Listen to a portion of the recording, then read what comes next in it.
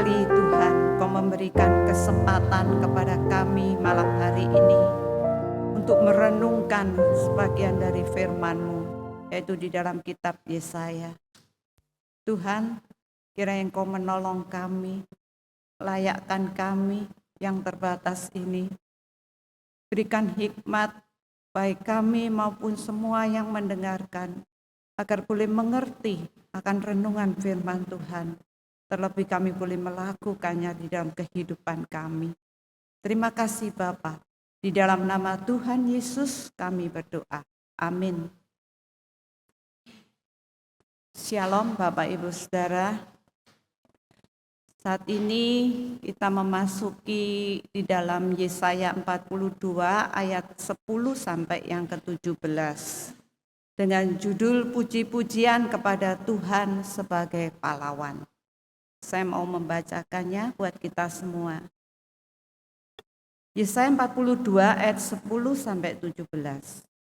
Lihat, nyanyikanlah nyanyian baru bagi Tuhan, dan pujilah Dia dari ujung bumi.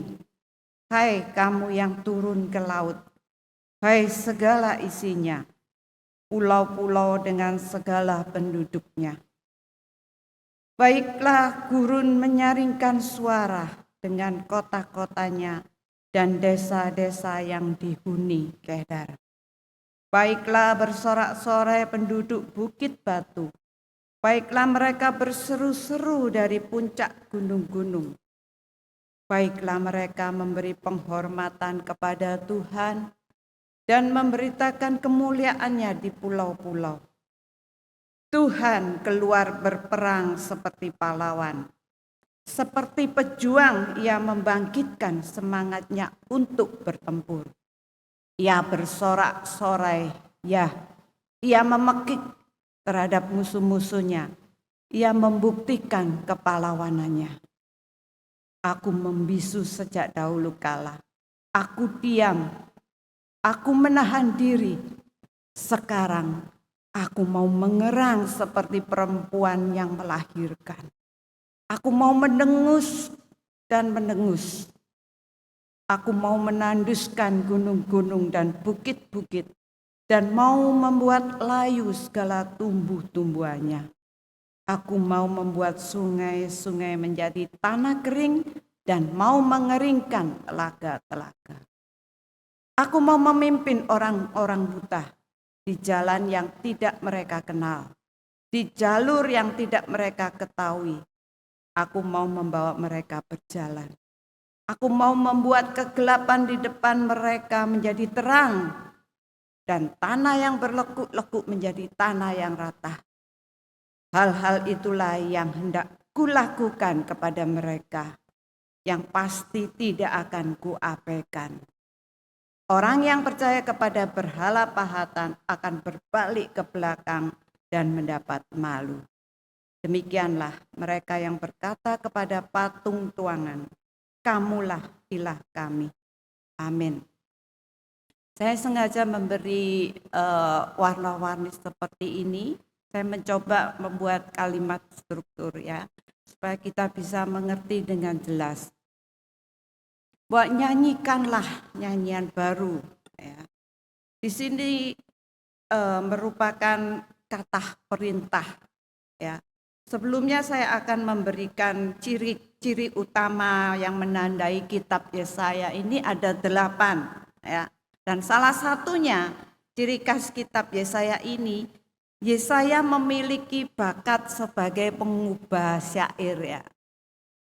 Kalau kita lihat seperti yang saya katakan, Yesaya itu mengungkapkan maksud dengan banyak kata, bisa 3 atau 4 ya, sebagai ungkapan maksud satu gitu ya. Dia sebagai pengubah syair dan berkarunia nabi, dan sebagian besar kitab ini ditulis dalam bentuk syair Ibrani, dan sebagai karya sastra tidak dapat dibandingi keindahannya, kuasa dan keanekaragaman di dalam syairnya ya. Kekayaan kosakata Yesaya mengungguli semua penulis di dalam Perjanjian Lama. Nah, kalau kita tahu atau mungkin sudah sudah dijabarkan pada yang lalu bahwa kita harus mengerti apa sih artinya Yesaya. Yesaya itu artinya Tuhan menyelamatkan. Nah, di dalam saya akan memberikan latar belakang kembali di mana umat Israel yang mengalami pembuangan di Babel, ada seruan untuk menyanyikan nyanyian baru di sini. Jadi di tengah penderitaan dan keputusasaan, Tuhan menyatakan bahwa Dia tidak tinggal diam. Dia akan bertindak seperti pahlawan perang yang membebaskan umatnya. Ya, ini latar belakang dari ayat ini. Ya. Dan ayat ini tentunya mengajak kita untuk memuji Tuhan, untuk percaya bahwa Tuhan tidak akan tinggal diam, tetapi Dia akan bertindak di dalam kuasa-Nya dan membawa pembaruan yang penuh kemuliaan. Nah, kalau pada Jumat yang lalu, sedikit saya mengingatkan di dalam pasal 42 ayat 1 sampai 9, itu dimulai dengan nubuat tentang hamba Tuhan. Yaitu seorang tokoh yang membawa keadilan dan terang bagi semua bangsa untuk keselamatan. Dan hamba Tuhan ini digambarkan lembut dan kuat ya, lembut tapi kuat. Dia membawa pengharapan universal, jadi buat semuanya. Nah, sekarang kita memasuki ayat yang 10 sampai yang dengan 17. Di sini menunjukkan respon atas karya keselamatan Tuhan. Harus ada respon ya. Sebuah nyanyian baru itulah responnya sebagai tanggapan akan pembelaan Tuhan terhadap umatnya. Kondisi Israel waktu itu kembali saya katakan dalam pembuangan di Babel, dia merasa jauh dari Tuhan ya. Namun Allah menyatakan bahwa Ia tetap bekerja. Ia tetap bertindak seperti pahlawan yang membela umatnya. Nah, berikut dari ayat ini kita bisa membaginya di dalam 4 bagian. Yaitu yang pertama, itu di dalam Ayub 10 sampai 12, itu merupakan panggilan untuk memuji Tuhan dan penghormatan kepada Tuhan. Dan selanjutnya 13 sampai 15, Tuhan yang menyelamatkan bertindak dengan kuasa-Nya. 16, Tuhan menuntun dan memberi jalan baru. Dia menuntun dan memberi jalan baru. Dan yang 17, peringatan buat mereka yang bersandar pada berhala akan kecewa dan mendapat malu. Nah, mari kita pelajari tiap bagian ini. Ayat 10 dikatakan, nyanyikanlah. Ya, nyanyikanlah itu merupakan kata perintah. Nyanyian baru bagi Tuhan. Dan pujilah Dia dari ujung bumi, seluruh dunia. Hai kamu yang turun ke laut, itu bisa diartikan pelaut. Dan segala isinya, semua makhluk di laut. Pulau-pulau dengan segala penduduknya. Nah, artinya nyanyian baru itu diberikannya Kristus itu sebagai terang untuk bangsa-bangsa. Di dalam ayat yang ke-6 ya, kita tahu ada hal baru dan sangat mengejutkan. Di sini Sang Rasul menyebutnya sebagai misteri di zaman-zaman sebelumnya tidak diketahui. Sebagaimana yang sekarang sudah diungkapkan. Bahwa orang-orang bukan Yahudi turut menjadi ahli-ahli waris. Nah, itu kita bisa baca dalam Efesus 3 ayat 5 dan 6. Nah, Mazmur Daud juga menyanyikan lagu-lagu ini di dalam bahasa Yahudi dan dinyanyikan oleh mereka di negeri mereka sendiri. Sebab ketika mereka berada di negeri asing, mereka menggantungkan kecapi-kecapi mereka di pohon gandarusa dan tidak dapat menyanyikan nyanyian Tuhan. Itu di dalam Mazmur 137 ayat 2 dan 4 sampai 4. Nah, dikatakan, dan pujilah dia dari ujung bumi, hai kamu yang turun ke laut, hai segala isinya, pulau-pulau dengan penduduknya.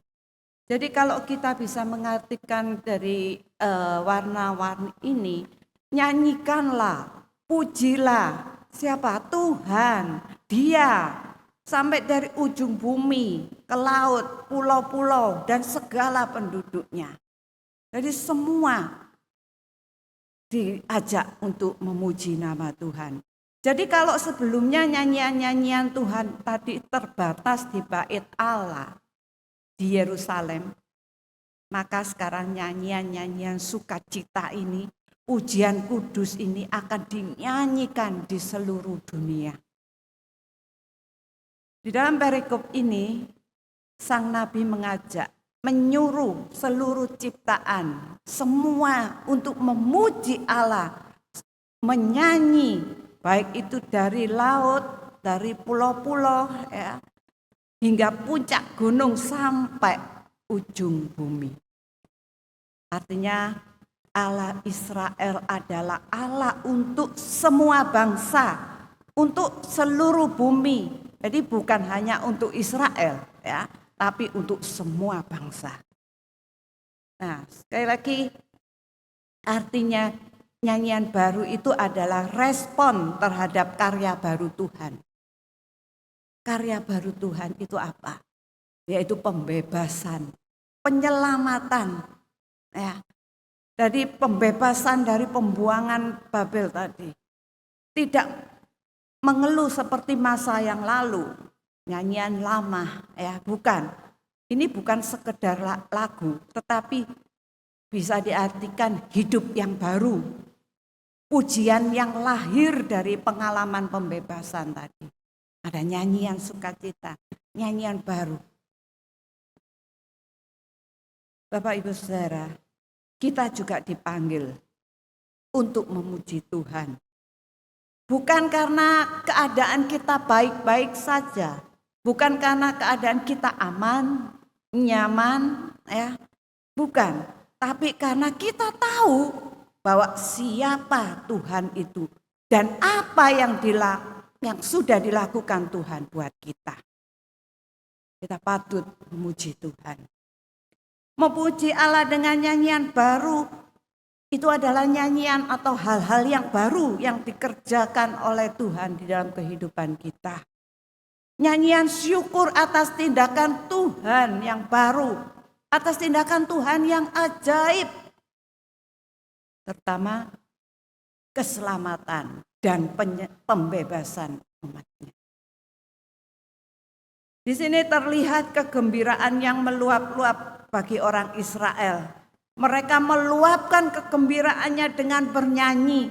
Bahkan di dalam Wahyu 5 ayat 9 dikatakan mereka menyanyikan suatu nyanyian baru. Tentang anak domba. Tentang Yesus. Ya. Dan ayat yang ke-9. Dikatakan baiklah padang gurun. Menyaringkan, bersorak-sorai, berseru. Dengan kota-kotanya, desa-desanya, sampai ke puncak-puncak gunung. Nah, katakan seperti itu. Ini adalah tindakan memuji Allah. Dari kota-kota dan desa-desa yang dihuni kedar, para pelaut, makhluk-makhluk laut, yang saya katakan tadi bahkan padang gurun, ya, Kedar keturunan Ismail, bangsa Arab, ya, dan bukit batu, Edom, ya, BIMK. Ini tempat-tempat terpencil dan non-Israel, ya. Termasuk bangsa bukan Yahudi. Jadi sebuah karya Tuhan itu sekali lagi bersifat universal. Semua bangsa turut memuliakan nama Tuhan. Kisah 13 ayat 47 dikatakan Injil harus sampai ke ujung bumi. Injil untuk semua bangsa, kita dipanggil untuk membawa kabar baik, bahkan sampai ke tempat yang tidak terjangkau, baik secara sosial, secara geografis, secara rohani mungkin nggak terjangkau, tetapi ini harus diberitakan. Bapak Ibu Saudara, kenyataannya tidak ada tempat yang terlalu jauh untuk dijangkau Tuhan. Zaman sekarang kita bisa tahu lewat YouTube, bisa sampai ke ujung bumi. Ya, semua bisa tahu. Semua bisa menikmati Injil ini. Selanjutnya ayat 12. Baiklah mereka memberi penghormatan, memberitakan kemuliaan Tuhan sampai di pulau-pulau. Injil sekali lagi memuliakan dan memasyurkan Tuhan, mengajak semua orang dari segala tempat, termasuk tadi yang terpencil, wilayah pesisir, bukan hanya bernyanyi atau memuliakan Tuhan, tetapi juga memberikan penghormatan kepada Allah. Dan menyatakan bahwa hanya Ialah yang layak untuk menerima pujian. Hanya Dia yang layak menerima penghormatan. Mazmur 67 ayat 4. Biarlah bangsa-bangsa bersyukur, bersukacita, bersorak-sorai. Semua bangsa. Pertanyaannya, kalau kita semua sampai ke pelosok-pelosok, sampai ujung bumi, diajak untuk memuji Tuhan.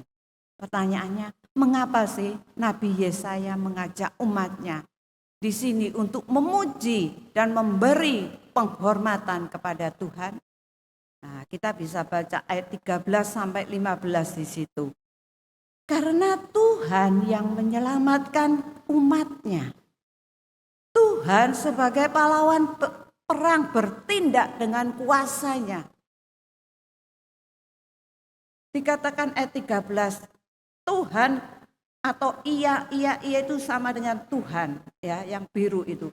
Tuhan keluar berperang, membangkitkan, bersorak-sorai, memekik untuk membuktikan kepahlawanannya. Di sini menunjukkan Tuhan membuktikan atau menunjukkan keunggulannya terhadap lawannya. Ia menyerang lawan-lawannya tanpa rasa takut. Maju bertempur seperti seorang pahlawan. Jadi Tuhan sebagai pahlawan perang yang kuat, penuh semangat, tidak tinggal diam. Artinya Tuhan bukan Tuhan yang pasif, tetapi Dia bangkit membela umatnya. Saudaraku, mungkin atau jika kita merasa tertindas atau merasa terpojok saat-saat ini, ingatlah Tuhan adalah pahlawanmu. Kemenangan bukan datang karena kekuatan kita, tetapi sekali lagi karena Tuhan yang bertindak bagi kita. Tuhan yang berperang bagi kita. Di dalam Keluaran 14 ayat 14 dikatakan, Tuhan akan berperang untuk kamu dan kamu akan diam saja. Ini konteksnya saat bangsa Israel dikejar Firaun di tepi laut Tebero. Ya, Tuhan berkata melalui Musa bahwa mereka tidak perlu bertempur. Tuhan sendiri yang akan melawan Mesir. Ya, luar biasa. Tuhan membela umatnya secara luar biasa. Artinya mungkin saat-saat ini kita sedang menghadapi bukan tentara Mesir, ya, kita tidak menghadapi tentara Mesir, tetapi diartikan kita menghadapi musuh-musuh kita. Kita mungkin menghadapi ketakutan. Mungkin kita menghadapi tekanan, sakit penyakit, masalah keluarga, masalah ekonomi. Mungkin juga masalah di dalam pelayanan kita. Bahkan serangan rohani dari iblis. Ketahuilah, Tuhan berkata, aku yang akan menghadapinya. Kamu tenang dan percaya saja kepadaku. Ingat, Yesaya 41 ayat 2 dan 3. Di situ Tuhan membangkitkan seorang pemimpin dari timur, yaitu Kores, Raja Persia, yang mengalahkan bangsa-bangsa dan membebaskan Israel dari pembuangan. Dia menyelamatkan umat Israel dengan menyerang, mengalahkan musuh-musuhnya dengan gagah berani tanpa rasa takut. Itulah yang akan dilakukan Tuhan bagi umatnya. Ayat 14, aku, yaitu Tuhan, aku membisu, aku diam, aku menahan diri. Allah berbicara kepada umatnya, ia akan mengubah keadaan mereka yang saat itu sedang dibuang ke negeri lain. Aku membisu, aku berdiam sejak dahulu. Sejak lama sekali Allah tidak berbicara, Allah tidak bertindak kepada umatnya dalam waktu yang lama. Seolah-olah Allah dengan sengaja menahan diri untuk melakukan sesuatu yang sebetulnya ingin dilakukan. Sebagai hamba-hamba Kristus, memberitakan Injil seperti orang yang sungguh-sungguh dan yang mengerang seperti ingin melahirkan lagi sampai mereka melihat Kristus terbentuk dalam jiwa manusia. Itu di dalam Galatia 4 ayat 19.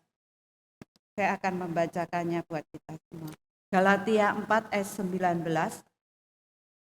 Anak-anakku, karena kamu aku menderita sakit bersalin lagi, sampai rupa Kristus terbentuk di dalam kamu. Allah akan bekerja keras untuk melakukannya, sama seperti perempuan bekerja keras untuk melahirkan anaknya. Mungkin yang perempuan merasakan seperti itu ya, yang sudah melahirkan anak. Jadi di ayat 14 ini, karena Allah berjanji untuk menolong umatnya, ia mengubah keadaan mereka yang saat itu dibuang ke negeri lain.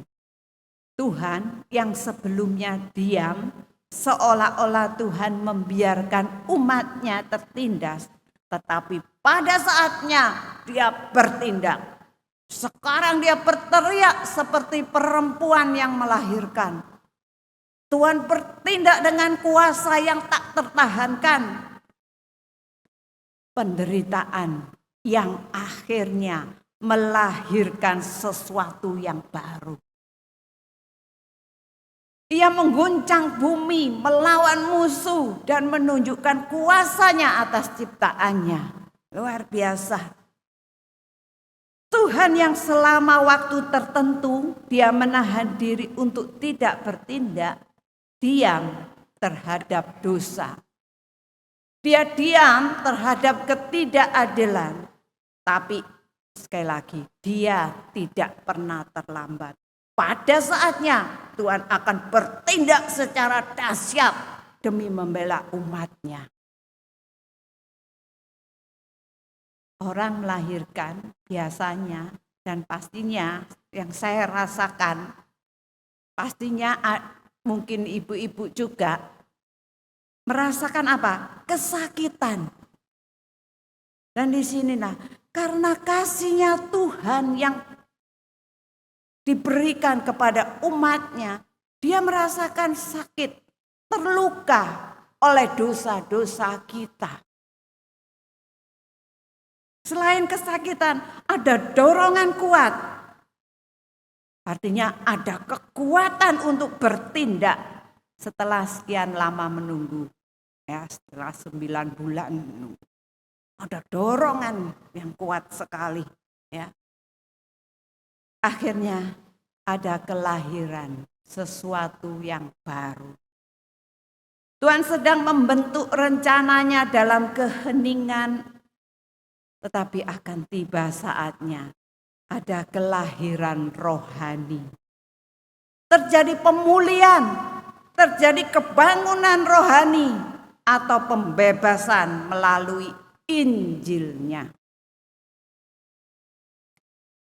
Saudara, saat ini dunia tampak penuh dengan kejahatan, tampak penuh dengan ketidakadilan dan penderitaan. Banyak orang yang mungkin bertanya, kenapa Tuhan kok diam? Ketahuilah, Tuhan memang sabar. Tetapi bukan berarti ia tidak bertindak, bukan berarti ia tidak peduli.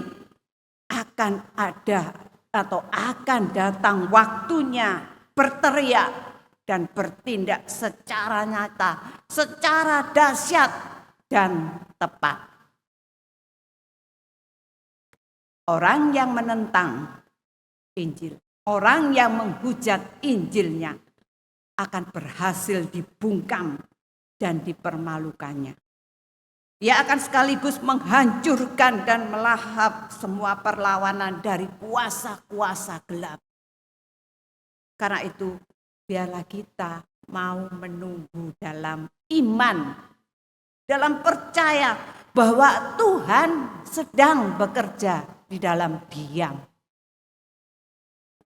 Sekali lagi saya katakan tadi, diam bukan berarti pasif. Tuhan bekerja di dalam diamnya. Ayat 15. Aku, yaitu Tuhan, mau menanduskan, membuat layu, mengeringkan, baik itu gunung-gunung, tumbuh-tumbuhan, telaga-telaga. Tuhan yang tadinya berdiam diri di dalam ayat 14 tadi, ini bertindak dengan kuasa besar. Tuhan akan menanduskan, menjadikan kering, membuat hancur, membinasakan, memusnahkan gunung-gunung dan bukit-bukit. Ketandusan dan kekeringan yang melanda suatu daerah begitu hebat sampai sungai dan telaga menjadi kering. Ya. Gambaran alam dihancurkan, gunung-gunung, bukit-bukit, tumbuhan layu, sungai-sungai kering. Ini menunjukkan kekuatan Allah yang mampu menggoncangkan dunia. Kekuatan Allah yang mampu menggoncangkan sistem dunia. Baik itu politik, baik itu ekonomi, bahkan alam. Untuk apa? Untuk menyatakan kuasa dan kedaulatannya. Ingat, waktu pandemi, waktu perang, waktu krisis ekonomi, itu semua kita rasakan. Seolah-olah itu bisa menjadi gunung yang digoncangkan. Demikianlah ketika Injil diberitakan, ia akan masuk dengan bebas. Dan apa yang menghalangi kemajuannya itu akan disingkirkan. Apa yang akan menghalangi Injilnya itu akan dimusnahkan. Saudara, jangan takut akan kekuatan dunia. Mungkin saat ini banyak umatnya yang merasa kok seolah-olah dunia ini tidak adil. Kita merasakan ketidakadilan. Ketahuilah, Tuhan sanggup menghancurkan itu semua. Mungkin itu berupa gunung-gunung masa lalu. Mungkin itu berupa kesulitan, sungai kesulitan yang kita alami. Semua itu Tuhan akan membinasakan. Tuhan akan memusnahkan. Sekali lagi, tidak ada yang terlalu sulit untuk Tuhan. Demi tujuannya menyelamatkan umatnya.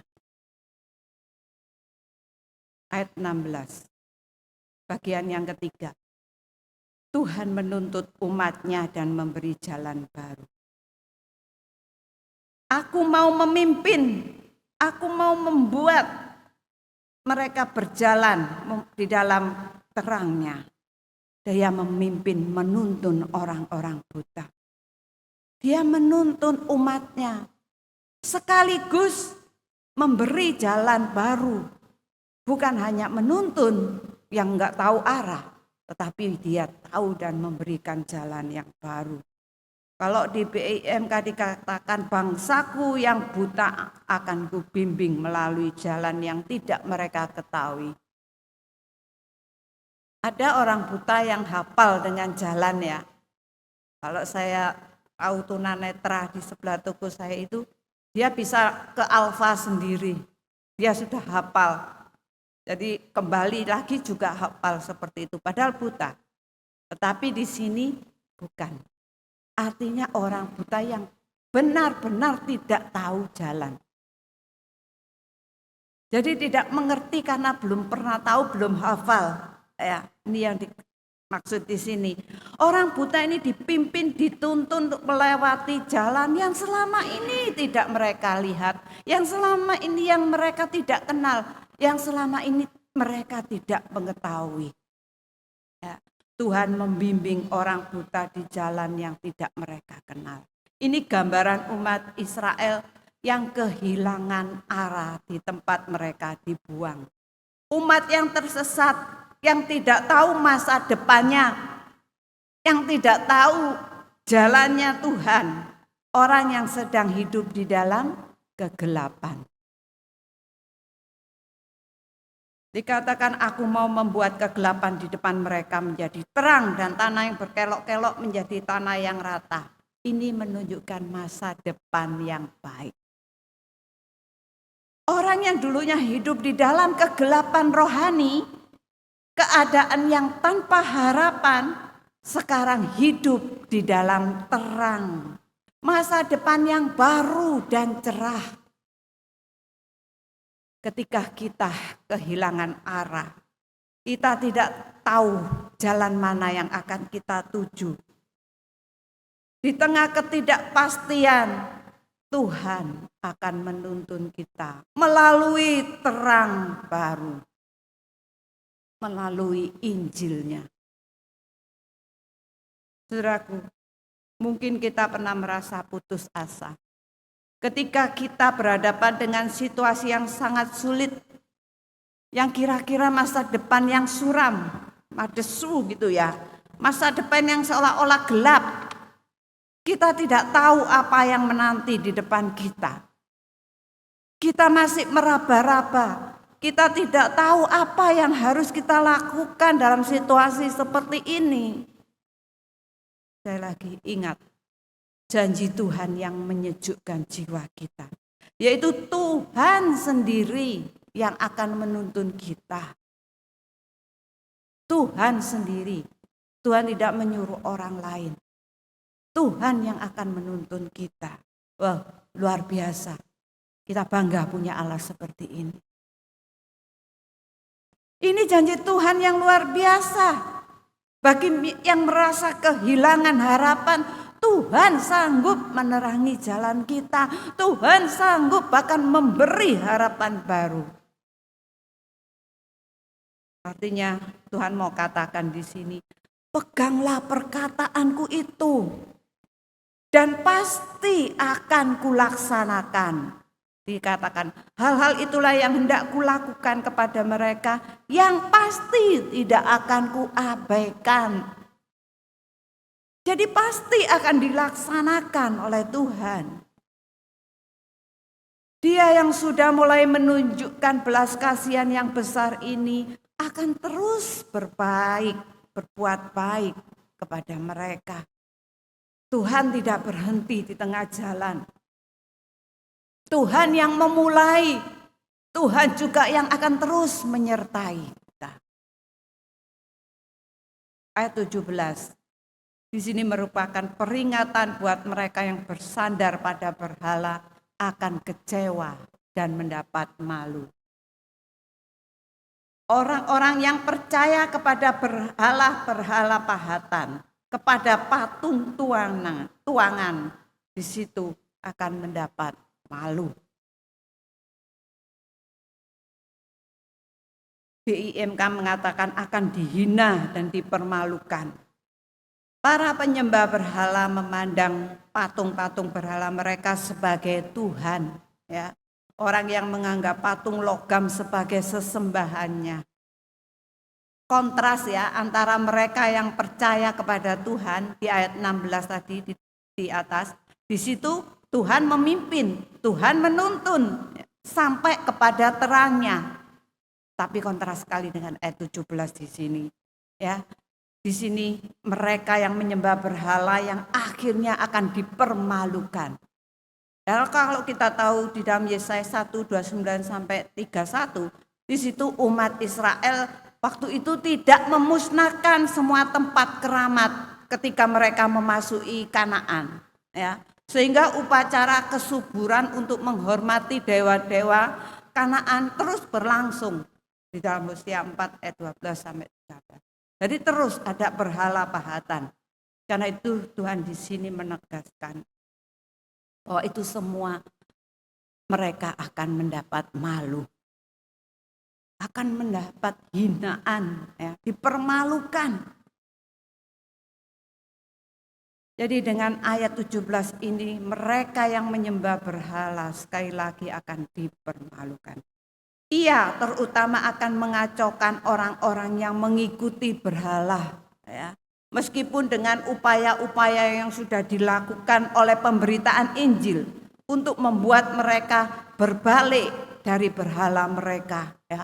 Ada pemberitaan Injil, tapi mereka yang masih tetap akan dipermalukan, mendapat hinaan.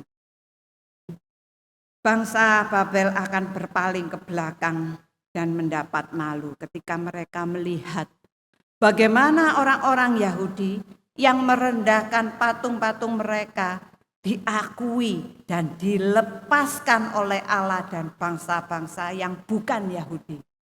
Ketika mereka melihat bagaimana penyembah berhala gugur di hadapan di hadapan pemberitaan Injil. Mereka terpencar seperti kegelapan dalam cahaya matahari, meleleh seperti salju dalam panas cahaya itu. Mereka akan malu karena pernah mengatakan pada patung-patung tuangan ini, kamulah Allah kami. Ya. Sebab bagaimana patung-patung yang tidak dapat menolong dirinya sendiri bisa menolong orang lain yang menyembah dia. Ya. Diharapkan banyak orang yang berbalik dari kejahatan dan dosa secara umum harus ditinggalkan. Diharapkan bahwa orang-orang yang tidak akan yang seperti itu harus bertobat. Kembali dengan cara lain, insaf akan menimbang hal-hal ini. Bahwa Tuhan mereka akan dipermalukan supaya mereka bertobat. Saudara, berhala sekarang kita tahu itu bisa berupa harta, jabatan, popularitas, ego itu juga bisa, bahkan kecantikan, bahkan pelayanan. Kok bisa? Karena jika kita menggantikan hubungan pribadi kita dengan Tuhan hanya melulu pelayanan. Kita nggak akan bisa pelayanan tanpa ada hubungan pribadi dengan Tuhan. Segala sesuatu yang disembah, dicintai, dipercaya lebih daripada Allah, itulah berhala. Dan akibatnya akan mendapat malu. Penyembahan berhala tidak hanya dosa tetapi juga sia-sia dan memalukan. Jadi boleh saya simpulkan dari ayat 10 sampai 17 ini. Inilah nyanyian kegembiraan bangsa Israel. Mereka menyaksikan pertolongan Allah terbukti nyata ketika Allah bertindak. Maka akan membuat yang menyaksikan heran akan kekudusannya. Di mana ia sendiri turut serta untuk menjadi pahlawan perang. Untuk bertindak. Dan ketika membuat orang buta merasa dipimpin olehnya dari kegelapan kepada terang. Dan ia membuat penyembah-penyembah ilahi berpaling menjadi malu. Lalu ada respon terhadap pekerjaan hamba Tuhan yang menunjukkan karya Tuhan. Bukan hanya untuk Israel sekali lagi, tetapi ini berdampak global. Ini adalah pujian dan penglihatan akan tindakan Tuhan yang dahsyat di dunia. Jadi, apapun pergumulanmu, apapun tantanganmu, ingatlah bahwa tidak ada yang terlalu besar bagi Allah. Banggalah kita memiliki Allah yang hebat dan luar biasa, yang selalu setia menolong kita. Bahkan sampai hari ini Allah tidak diam, Dia bekerja di dalam diamnya. Oleh sebab itu, kiranya hati kita, mulut kita dipenuhi oleh pujian-pujian syukur dan hormat bagi kemuliaannya. Sebab hanya Dialah yang layak menerima itu semua. Hanya Dia yang layak kita puji dan kita puja. Amin.